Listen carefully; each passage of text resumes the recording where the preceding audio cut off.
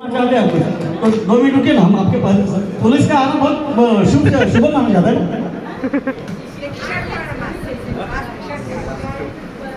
हमारे पांडरे सर का जो स्पीच था उसी को मैं एक समराइज करके एक शेर से स्टार्ट करता हूँ कि कब किससे सवाल करते हैं, कब किससे सवाल करते हैं, कब आया अपना हाल करते हैं, वार देते हैं जिंदगी अपनी, कुछ लोग यूं ही कमाल करते हैं।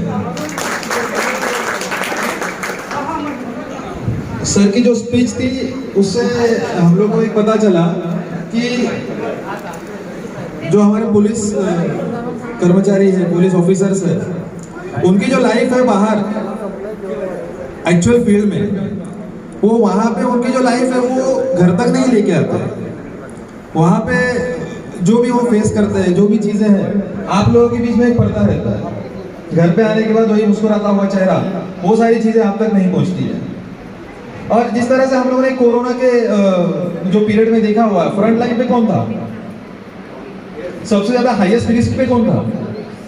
सर मैं हमेशा बच्चों को कहता हूँ कि अगर किसी दरख्त को देखना है कि वो कितना मजबूत है, कितना स्ट्रांग है, तो आप उसके फल को देखो, उसका फल। अभी मैं आपको बताना चाहता हूँ कि यहाँ पे जो लोग पहुंचे हुए हैं, सर ने बताया कि कोविड के जो सिचुएशन है, कोविड की सिचुएशन में यहाँ पे जो लोग पहुंचे, ये आशीष सर, अब ये जो हमारे हिवारी सर, उनके बच्चे, ये सब क्या है? फ्रूट है। हम लोग क्या है सर, अंधेरी से यहाँ पे पहुंचे, ये क्या है? फ्रूट है। तो ये फ्रूट अगर इतना स्ट्रांग है, ये फ्रूट अगर इतना मीठा है, तो सोचो वो दरख्त कितना स्ट्रांग होगा, उसके ब्रांचेस कितने स्ट्रांग होंगे। सर आज मेरा सेशन था सीएसटी में, सर का फोन आया कल, मैंने उस जो जितने भी सेशंस थे आज के पोस्टपोन कर दिए। और उससे ज़्यादा इंपॉर्टेंट चीज़ ये है कि हम लोगों के जो इमीडिएट फैमिली में कुछ दिन पहले कोविड की वजह से 2-3 डेथ हुए, लेकिन हम लोग ने बाहर निकलने का बंद कर दिया, पापा को बाहर निकलने का छोड़ दिया। लेकिन पापा को पता है कि आशीष सर, मोहन सर का प्रोग्राम है, तो सब कुछ छोड़ के पापा बोले मुझे पहुंचना है वहाँ पे, कुछ भी हो जाए। तो ये चीज़ क्या है? ये फ्रूट है, यही कमाई है। और जिस तरह से हम लोग जो प्रोग्राम को प्रोसीड किया, सेम एक्सपीरियंस एक्चुअली मैं वो बोलने वाला था, लेकिन नॉर्मली जो लास्ट में बैटिंग के लिए आता है सर, ऑलरेडी सहवाग सचिन खेल के जा चुके थे, दोनों ने सेंचुरी मार चुके थे। अब जो लास्ट में आता है उससे सबसे तो एक्सपेक्टेड ये होता है कि जिस तरह से उन्होंने परफॉर्मेंस दिया वो भी वही दो, लेकिन उसका प्रॉब्लम ये होता है कि उसके पास ओवर कम होते हैं, बॉल्स कम होते हैं। अभी सर ने जो एक्सपीरियंस जो बताया, एक्चुअली मैं बताने वाला था कि मुझे ये नहीं समझ में आ रहा था कि ये प्रोग्राम एक्चुअली रिटायरमेंट का प्रोग्राम है या ज्वाइनिंग हुई है उसकी वजह से सत्कार किया जा रहा है।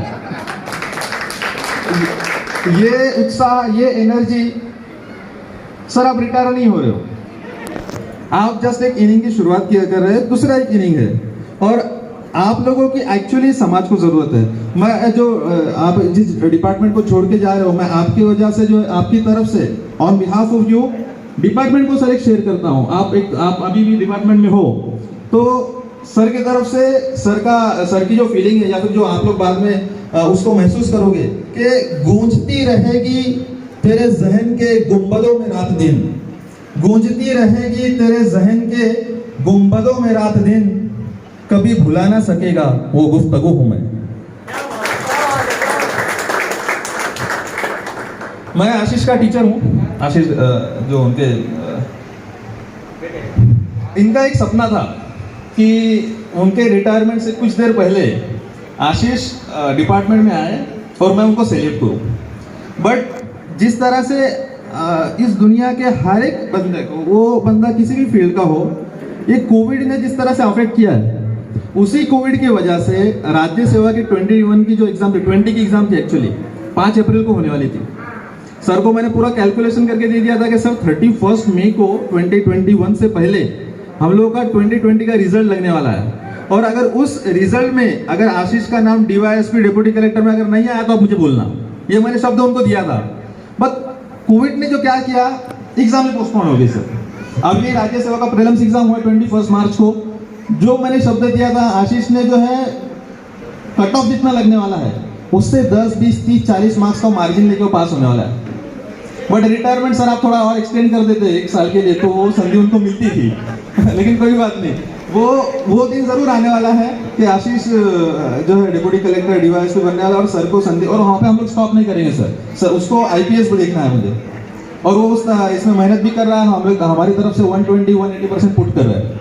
अब सर टाइम ज़्यादा हो रहा है शायद, तो आशीष और जाते जाते भी मुझे एक शेर बोलना पड़ेगा, शुरुआत की है तो एंड भी उसी से करना पड़ेगा कि ये सर की जो लाइफ अभी तक गुजरी है, जो 30-40 ईयर्स उन्होंने लोगों के लिए दिए हुए हैं, वो उनके ऊपर, उनके पूरे लाइफ के ऊपर शेर जो समराइज होता है कि मंजिलें लाख कठिन आए गुजर जाऊंगा, मंजिलें लाख कठिन आए गुजर जाऊंगा, हौसला हार के बैठा तो मर जाऊंगा।